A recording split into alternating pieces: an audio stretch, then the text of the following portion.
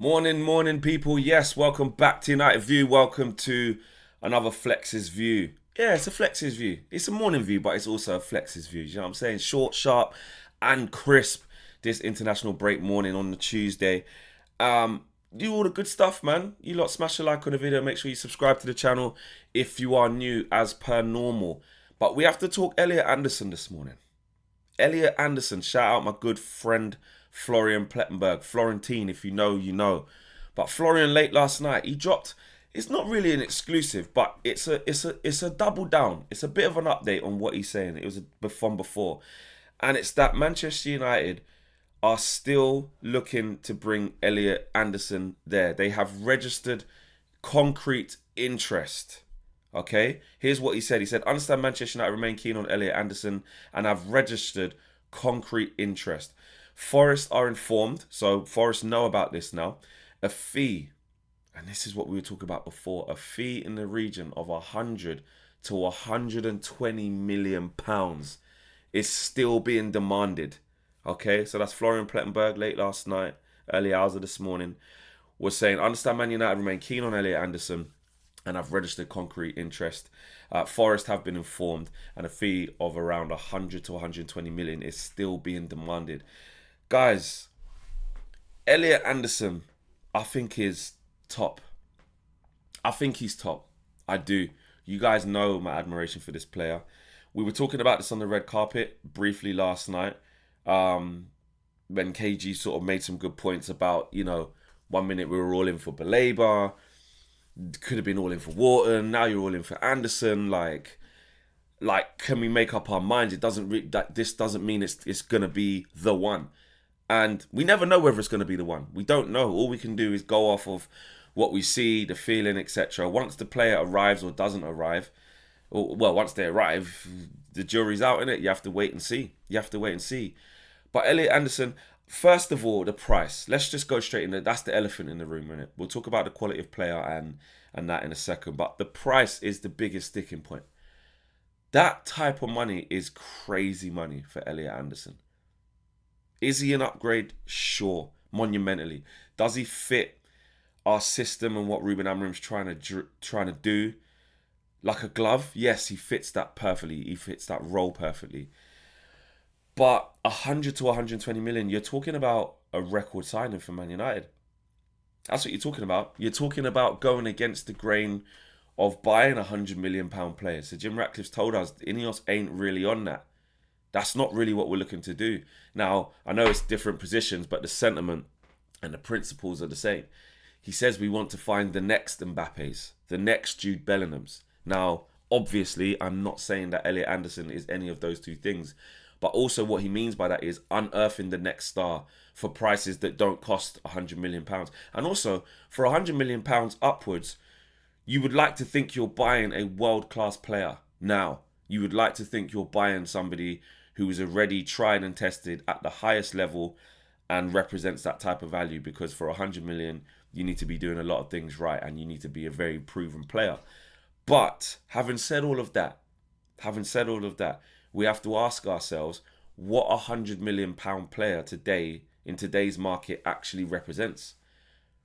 In today's market, what does it truly represent?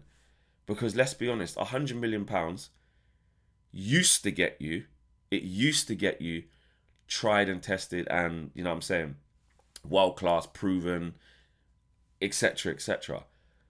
Now, what we've seen is the £100 million gets you potential. It gets you a player that might not be worth £100 million now, but within a year or two, they can be or probably will be. And I think the nearest examples of that, and again, you could say, so you're saying that Elliot Anderson is as good as these players now, or you're saying he's going to be as good as these guys.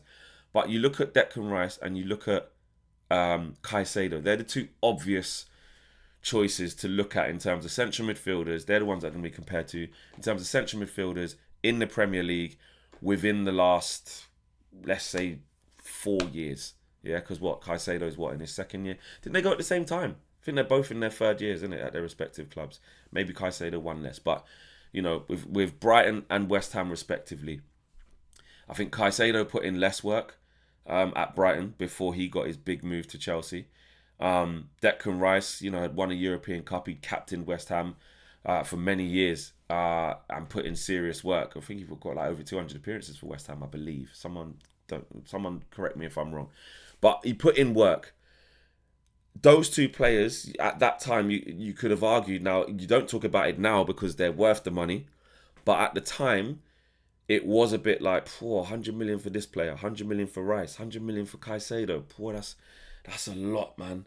That's a lot, And now, 105 million for Declan Rice. Nobody speaks about the price tag. So if Elliot Anderson comes to Man United for that type of money, all the scrutiny will be on him, as it should be. But if he performs and reaches the level, people forget about the price tag. And even with Chelsea being up and down of a poor side and not really hitting the heights they should, there's no question marks about Caicedo. Arsenal, well, their title challengers now. They've progressed. They haven't won anything big with Declan Rice yet. Haven't won anything with Declan Rice yet. Not a single thing. But you can see some sort of proof beginning to be in the pudding. Shout out Cams. So my point is that in this day and age, that type of money has become more normal. Look at what 100 million has bought Liverpool. 100 million has bought Liverpool a Florian Wirtz. That still needs time. That's my alarm. Look at that, up before my alarm. It's bought a Florian Wirtz that still needs time. It's bought Alexander Isak, who still isn't ready. Now I know Isak in this league has put in work and has got himself to that stardom level of striker, because we know he's a very good player, but he isn't showing it right now. So what we're talking about is the price tags.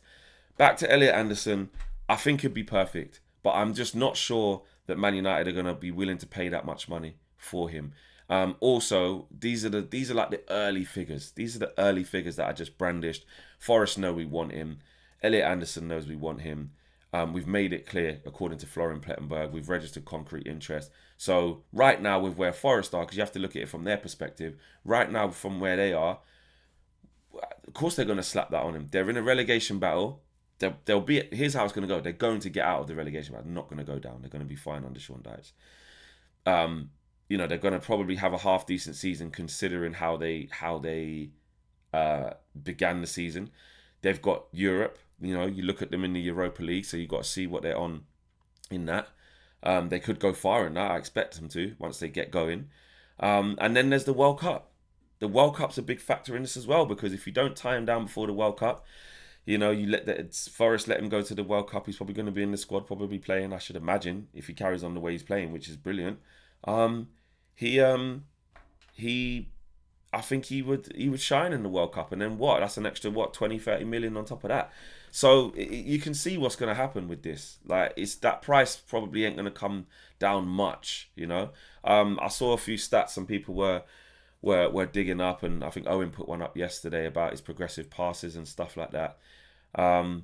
He does lead the way, and when I say lead the way, but he is up there in terms of chances created as well, ball recoveries, dribbling, these types of things. Like, he's all action. He can get about the pitch. He can move well. He can win the ball back. He is exactly what we need. Baleba, I still like. I think KG's got a point. We can't just say Baleba's rubbish now. Don't get me wrong. He's having a bad season after all the speculation. It shows you about the mentality and the headspace of the player and the pressure that comes with even being linked to Man United. He's looked way off it. But if you can get him for a cut price, if you get him for, 50 million, 60 million, would still take it. But I look at Elliot Anderson, and even though he's young, I think he's like, 21, 22. I look at him compared to Baleba now with how he's performing. He just looks ready. He just looks ready, like, to instantly slot into our midfield and do what we need him to do. So, listen, I'm all for him. I've been on for him for a while. Before this was like a real thing. I was saying, guys, you see the big three out of Wharton, Baleba. Remember, you lot were there. I've been saying this. So I do want the player. We just have to think. And I'm thinking, do you bite the bullet? Do you spend 100 million on him? I want to say no, though. I just feel like breaking our transfer record in this period for him is probably not what we should be doing. If we're scouting as well as we think we're scouting, or we should be, there should be some value in the market. You should be able to go and get 2 competent central midfielders for £100 million. You should. But, The game is the game, innit? If you want somebody like Elliot Anderson, Wharton, or Baleba, you are probably going to have to pay this type of money, or a little less. I think, don't get me wrong, there could be bluffing and stuff like that, and slapping that down to scare us off and stuff. And I don't think Man United will just go in there and pay 100 million. I don't. But maybe that gets that maybe it's more like a 75 plus add-ons. Whatever it is, it's going to be significant. But 100 million, no. But if we want these players, guys, we have to be prepared to pay premium. It's as simple as that. Whoever wants him. If Liverpool want to come in and get Elliot Anderson at the end of the year, if Arsenal do, if City do, if, Chelsea do, whoever it is, they're going to have to pay top dollar. It ain't just Man United tax. It's the same with Wharton. It's the same with Baleba. Baleba probably a bit less so, because maybe he might have a bad season. He looks like he's dropping off a little bit. Might bring the price down. But I think Elliot Anderson would have 2 years left by the end of the... I just don't think we need to be paying that. But I do want the player. I'm not going to lie. I do want the player. So sometimes you have to pay the premium, innit? That English core, I know a lot of people don't like it, but the English core, do we need more young English players in this team that are on the way up, that could be on their way to potentially being world-class one day? Elliot Anderson, could he be world-class one day? Too early to say. He's having a very, very good season, and you can see the attributes. He's definitely good enough to play for our team and make us better. But that feels like it's in the mould of the Cunha and Bumo, which is like 62.5 million, 70 million. That feels about right, what we should be paying for him. If we can negotiate that down, which I think we could, then there's a way. But right now, it's been tipped at 100 million. Let me know what you guys are saying on this, guys. Should we be paying that for him? Or if it's that, are you just trying to get 2 other midfielders or other targets? Smash a like on the video. Subscribe to the channel if you are new. I'm out of it. Peace.